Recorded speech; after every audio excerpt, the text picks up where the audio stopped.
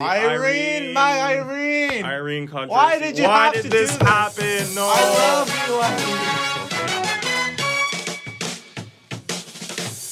you. Welcome to YouTube's favorite K-pop show, Dkdktv. Daddy Kid. David. Today we have some hot ass tea. Actual hot ass tea here. I have a cold. Oh, you're drunk. Yeah, kind of drunk hangover. But anyways, starting with Toy Soldier discontinues. And there's a controversy around a YouTuber being a murderer. Murder? Yeah. A murder? Yeah. Okay, that's some weird news. And second news, we have China possibly boycotting all BTS products.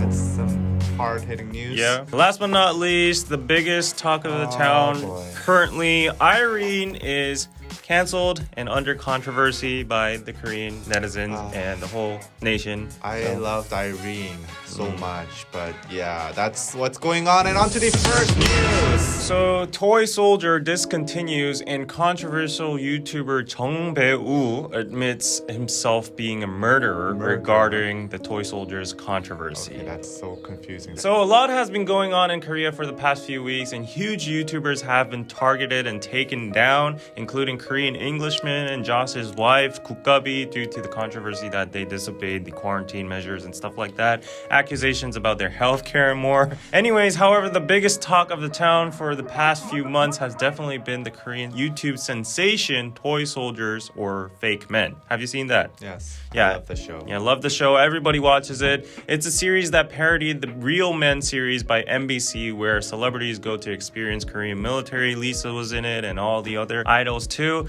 And in Toy Soldiers, the difference is that famous YouTubers mostly and also national athletes participate in a much harder and realistic training than the TV version. Right. It's based on the UDT SEAL training, so it's very, very harsh. Anyways, this series made a sensation in Korea, and every single training officer and participant gained instant stardom in Korea. We should have started on that show too. Maybe not after what's going on now. Yeah.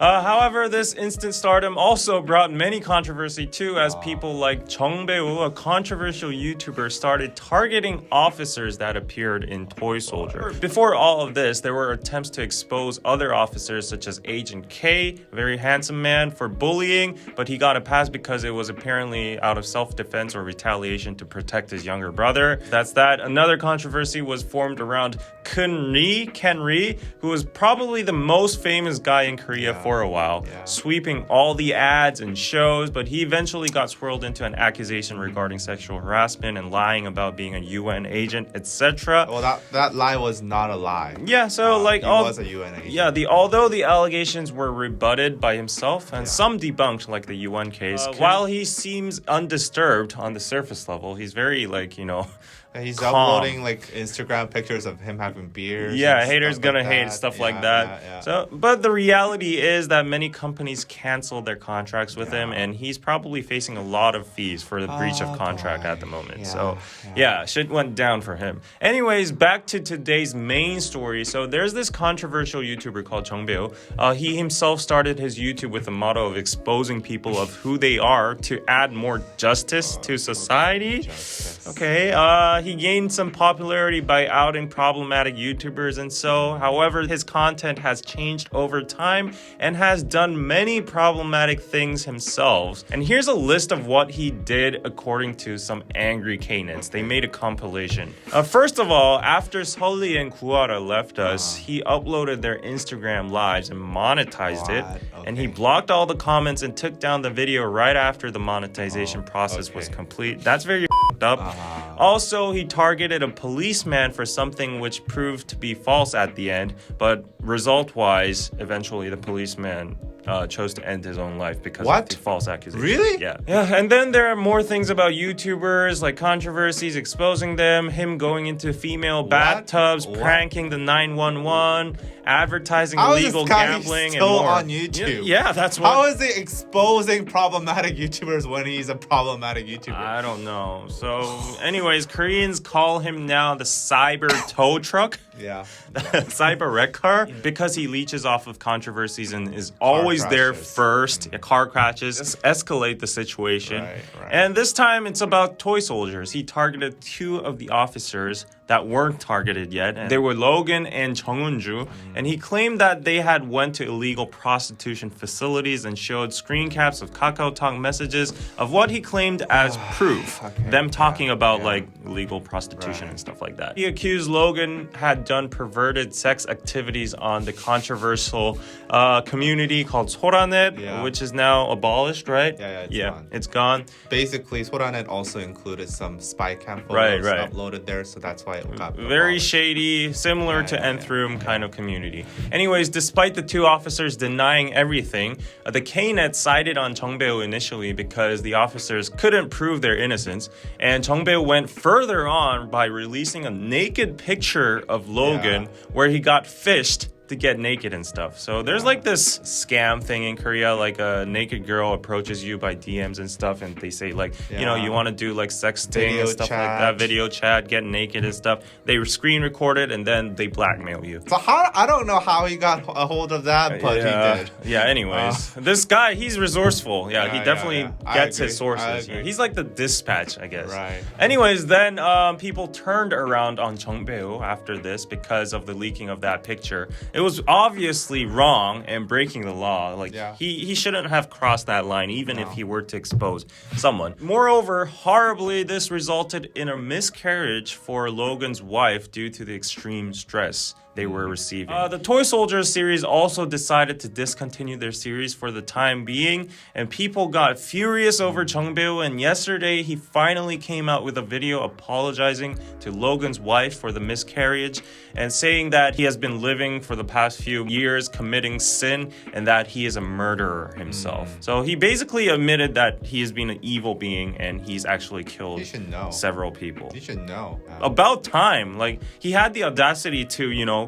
keep on his YouTube career and YouTube channel after all those controversies. I hope he doesn't come after us now that we're reporting on him. I think he's out of the game now. Oh, you're afraid of him? Yeah, I'm actually kind of afraid. Seeing how resourceful he is. Well, let's not talk about him that much then. You guys be the judge. But anyways, I just want to add in something. Not only him and all the other YouTubers that expose each other and all. I think there's a big role for the netizens here as well, because the netizens these days, the characteristics of the internet, they never wait. I think they just like the, you know, sensitive, spicy news and rumors and scandals. They jump right on it and they just go on a witch hunt. They consume it and use it for entertainment. They hide behind anonymity. There are people who thrive and happily consume Chongbaeu's content, and that's why he gains power, and these people just drive and escalate things and blow things out of proportion, and these poor people, like, I'm not trying to defend people who have actual, you know, verdicts of crime and stuff like that, but like these things just blow out of proportion, and I don't understand netizens trying to judge YouTubers especially that much and on a very strict moral compass. It just doesn't make sense. I agree. I'm not saying this because I'm a YouTuber, but yeah, we're biased, obviously. I mean, yeah, obviously I have my interest. There's a conflict of interest there, but people are more strict with YouTubers in terms of moral standards than they are with politicians. Or even celebrities. For example, let's take celebrities for example. There's a guy that killed a person and then tried to hide the corpse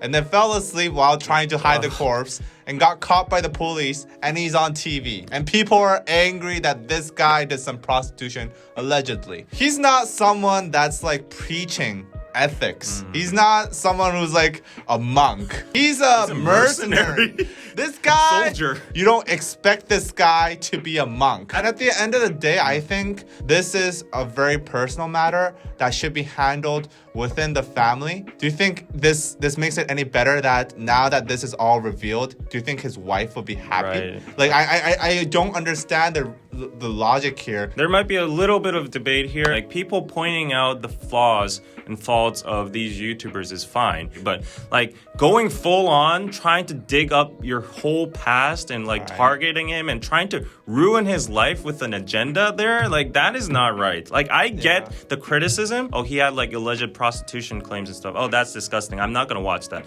I understand to that extent, but like, okay, I'm ready to ruin this guy's family. He's in an early phase of marriage. Let's ruin all of that. That's not it. And people are criticizing Logan of alleged use of Soranet and trying to get threesomes.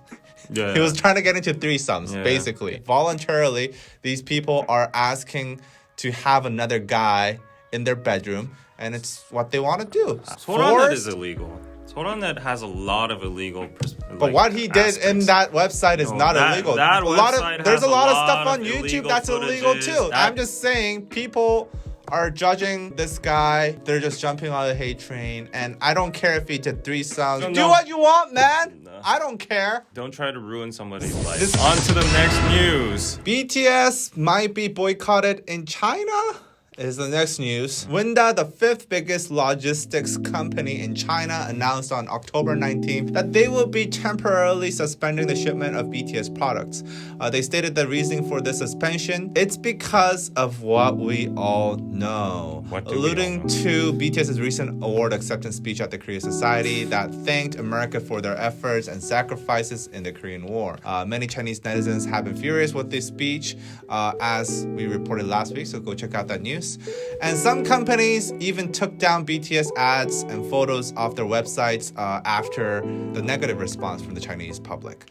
Now, JTBC further reported on October 20th that all BTS goods have been blocked from customs from entering China. When the news outlet contacted Chinese customs, they replied, if there are goods that are applicable to Customs Law 161, Article 4, then they cannot be imported. The said customs law blocks the import of products that damage the national interest and the reputation of China. Okay. So they're thinking that BTS saying that apparently damages the reputation of China. I think this is damaging them more than than the speech itself. Probably. Meanwhile, a spokesperson of the Chinese embassy came out to the Korean government officials on October 21st and stated that China had never banned the import of BTS goods. We still stand by our stance of good relations and cooperation with South Korea and do not wish the relations to be soured by irresponsible reports and critics. Statements of a similar sentiment were shared actually during 2016 before the Chinese government outright banned import of all Hallyu products. So they initially also said like, oh, we didn't ban anything. And then they went on to ban everything from Korea. This was in retaliation for the deployment of a missile defense system in Korea. And the ban seems to have been alleviated, that ban from 2016. It seems to have been alleviated recently. I mean, GD appeared in some Chinese magazine an ad. However, many worry that it could happen again as the ban had affected the entertainment industry greatly. Actually, the ban is not completely, alleviated. It's unclear. They never announced like, okay, Korea is good to go. I don't see no concerts happening in China. Not recently. For a while. Yeah. Not for a while. I mean, we can't go to China right now. But anyway, people are genuinely worried in Korea that this might lead to another wave of ban of Hallyu products in Korea, including, K-pop and K-dramas. So, do you think this is a precursor to another Hallyu ban? Yeah, maybe. No, not to side with the Chinese official, but I think that was blown out of proportion too. It all started from like a Weibo post and they erased it and stuff like that. So, I think this is all gonna blow off, but even if this Hallyu ban were to continue and were to go into phase 2, I'm happy with that actually, because I'm not anti-China in any way, but I think for the K-pop industry, it has been doing this for a while, but they're slowly growing independence from the Chinese market. Their dependency rate with the Chinese and the Japanese market has been huge for the past 10 years, but now we've pioneered and we've excavated new markets like the West, like the American market, the Latin American market. This event actually steered the K-pop industry to go more global, and that's what is actually fueling the global phenomenon of K-pop right now. So I'm all good for this. Okay, China, do whatever you want. K-pop's gonna be successful without you, and yeah. I have a slightly different approach. They're testing out the waters here to see if they can get another Hallyu ban. It may have started out with a rumor, or a troll post on Weibo. Yeah, it was a mistranslation and stuff. Right. Yeah. However, the fifth biggest logistics company in China is banning BTS goods. Think about this, say Coupang suddenly bans all Chinese products. It's basically the same thing, right? If you think about it in that way, I think this is something to be concerned of. Like it or not, you say, China is not a big market. Oh, of course it's a big market. I mean, K-pop has shifted to other markets. Yeah. That's what you said. Yeah. But whether we like it or not, like if China is an open market, K-pop is way more, lucrative. A lot of the Chinese companies, they like to invest in K-pop. Oh, and right? I don't like that. Oh, honestly, you may not like that, but that's just the reality, and that's actually the source of income for a lot of smaller companies. I mean, K-pop within Korea is not such a lucrative industry. These small companies, they can't even freaking afford to go on tours and stuff. So it's not as sustainable as the Chinese market. So I think that's still a very big impact. China is a key player in the K-pop industry for sure, but nevertheless, I just don't like China infiltrating in the K-pop community and just like swaying their fingers over there. On a totally different note, the whole world is becoming anti-China right now. They're trying to cut their connections with China, especially the U.S. And I also read an analyst report saying that Korea is actually going to be the biggest benefiter of this whole, China, U.S. and Korea has the power to replace all those electronics, all those, Asian goods, and all those kind of stuff. So really, yeah. I'm very a 50 million populated country. We can do that. We have Samsung, we have Hyundai, we have everything. Okay. So we have BTS, nothing to be scared about. We have ARMY. Okay. How will this affect K-pop? If there is a Hallyu ban. As I said, K-pop has always evolved over political tensions and stuff. They will find a way as they've always done. There is always a way. Yeah. We don't need China. On to the next news. Irene, my Irene. Irene, why did this happen? No. I love you, Irene. Okay. Even after this? Okay, let's talk about that later. Irene apologizes for her 갑질 controversy. And on the 21st, stylist and editor Miss A, I'll just call her A, exposed a celebrity on her Instagram, and the stylist wrote that she experienced being completely neglected and stomped by a celebrity being at the ul position herself. So in Korean, 갑을 병정 is basically like A, B, C, D, but it implies power dynamics in it, and 갑 and 을 is mostly used in contracts. 갑 is usually the person who has the power or authority. So in everyday settings, someone like your boss or at work or a customer or a rich person could do 갑질 to you, which is being 갑, basically being a boss or bitching around. Yeah, just going on a power trip. Yeah, basically. Going on a power trip. So the stylist went on exposing the celebrity, saying that there was a consensus from the industry people and friends that this celebrity, disqualified as a human being, wore a fake smile mask like a puppet doll, lacked manners as an immature, unsocialized kidult, and also showed jealousy along with complexes towards her very close people.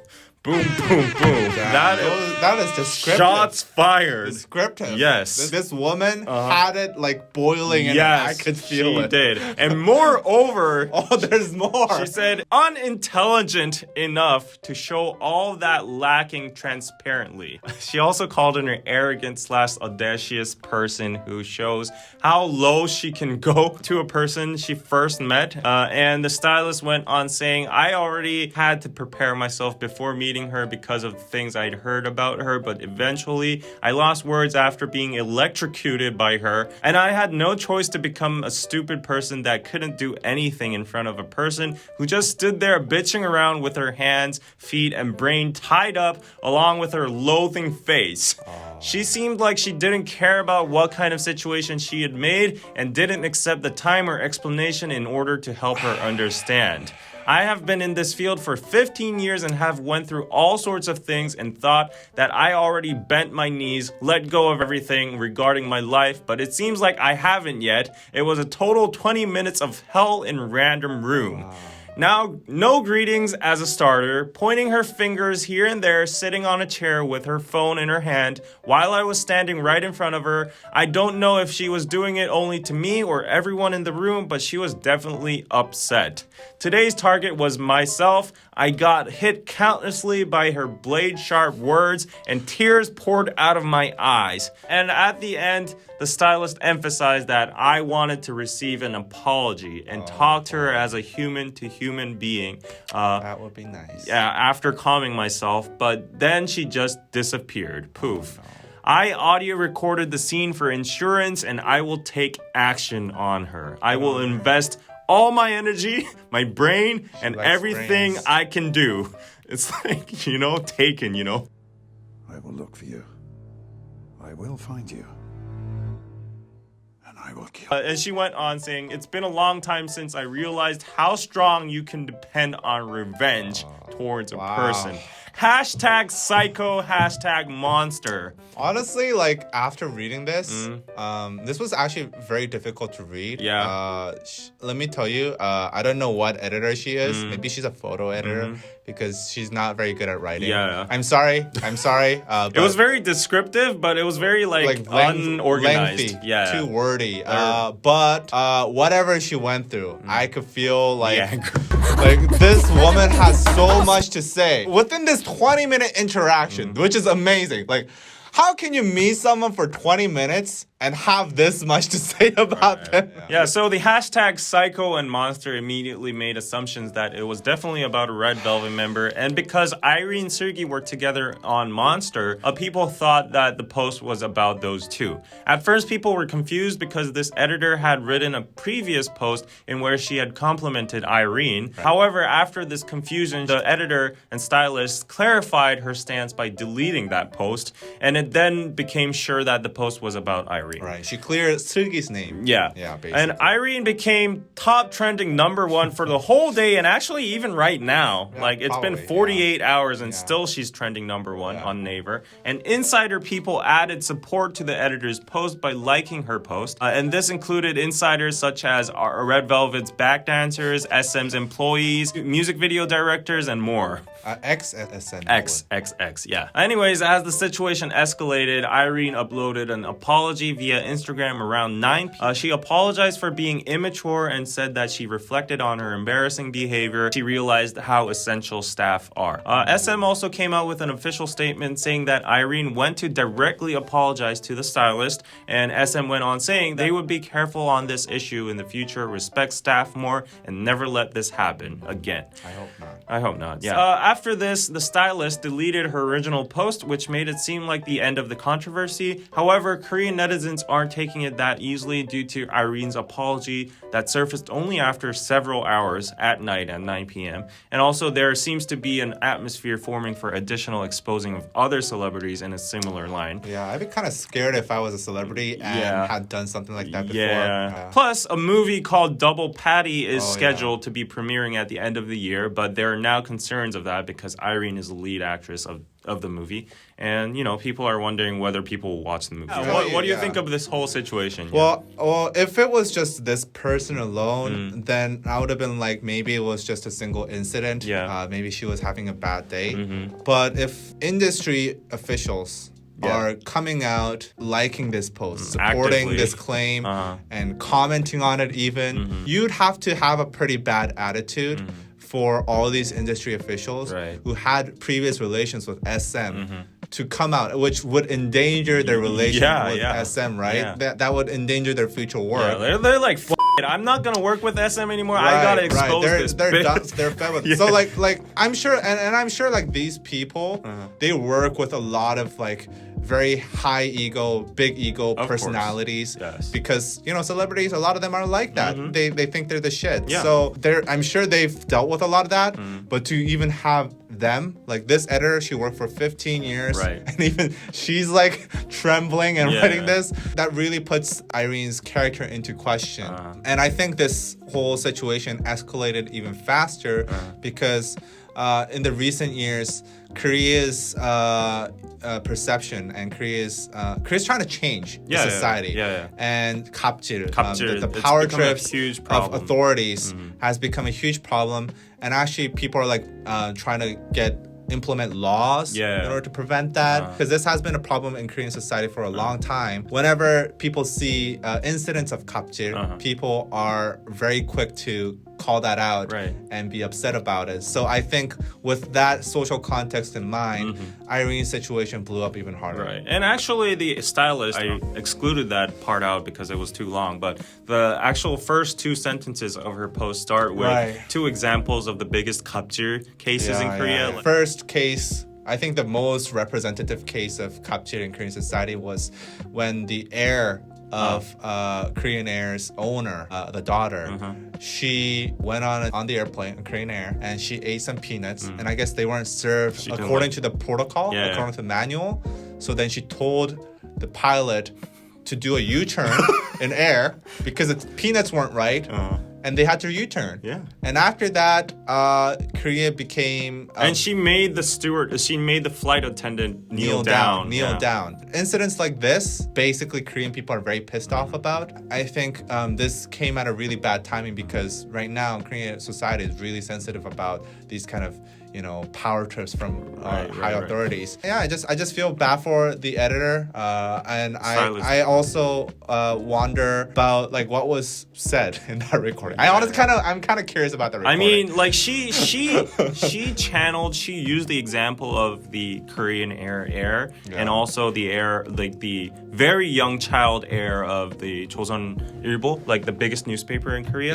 That event was up too because there was this little child like, yelling at her chauffeur. It was like demanding all this kind of stuff. And that tone, that audio record got leaked. Yeah. And it was like something out of the world. I could not believe this was reality. That little child, bitching over like a 50-year-old dude, like, do this and that. Child. Oh my God. People were seriously so, mad about it. But anyways, this stylist using those examples, then I see something equivalent happened to that extent with Irene and her. So it must have been very severe. With the industry officials liking it, I think just adds... It just like verifies. Credibility. Yeah. Usually when these things happen, someone comes out saying like, oh, that's not the case. Yeah. And I don't think so far, there's like at least like 20 industry officials that have liked and supported this post. I think one person came out and said that's not true. So I think it's pretty clear that she may have an attitude issue. I think we have an attitude problem here. But I think I actually use this time to reflect on myself, actually. Are you now like a celebrity bitching? No, I'm not a celebrity. Obviously not. Did I hear some bitching? So I can't bitch to people. But no. What are you talking about? Okay, go on. I'm just saying. Let me think about the times in my life when I'm sure I've had some attitude problems in the past. Oh yeah, sure. I've observed a lot. I have an attitude issue as well. So I took the time with this case to reflect upon myself to see, like maybe I shouldn't have done this, maybe I shouldn't have said this, and maybe I should be more humble. So thank you, Irene, for giving me a lesson in life.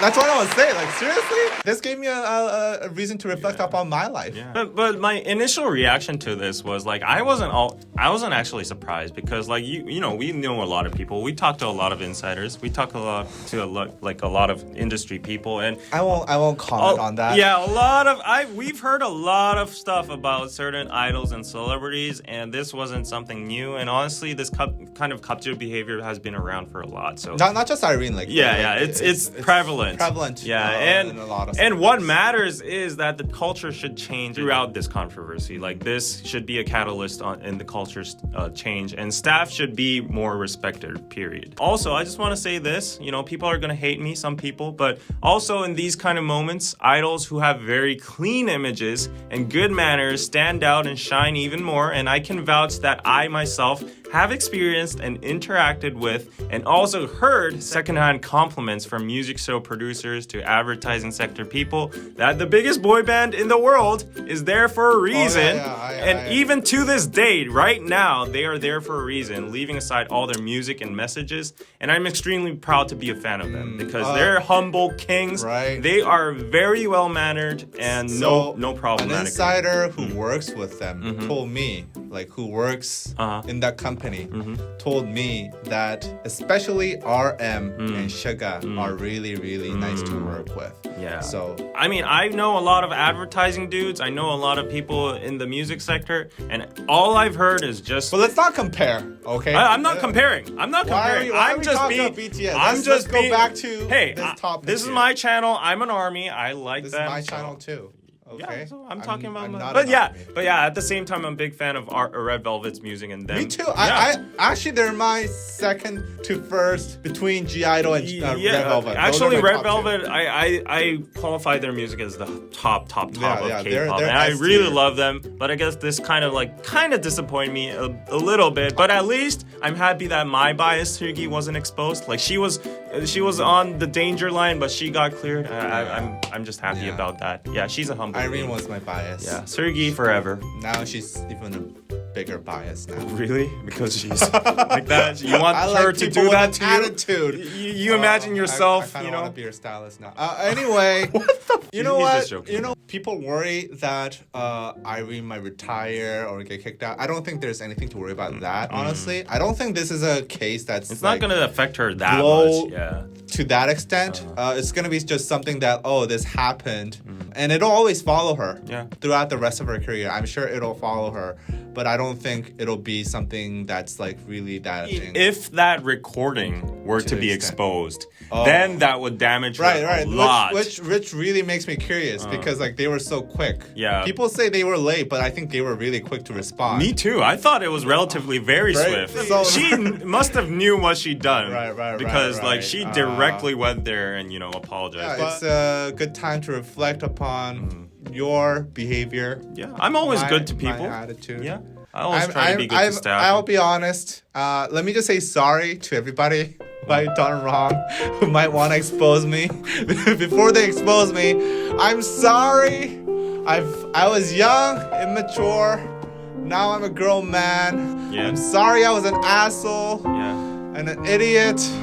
Yeah, so to support Danny's journey on becoming a more mature person, patreon.com/DkDKTV. I need money. Yeah, he needs money to become more mature. Acknowledges I need to take your some support courses. and love. Yeah. Anyways, you can get exclusive content, and there's gonna be a DK News after show at this time. Yes. So go check out our patreon.com/DkDKTV. We'll talk more about these issues. Oh yeah, we can talk maybe about spill the beans about some beans about idol reputations and stuff behind the scenes. So yeah. We can't name names, but we'll try to give our best to the names. Things we've heard. Yeah.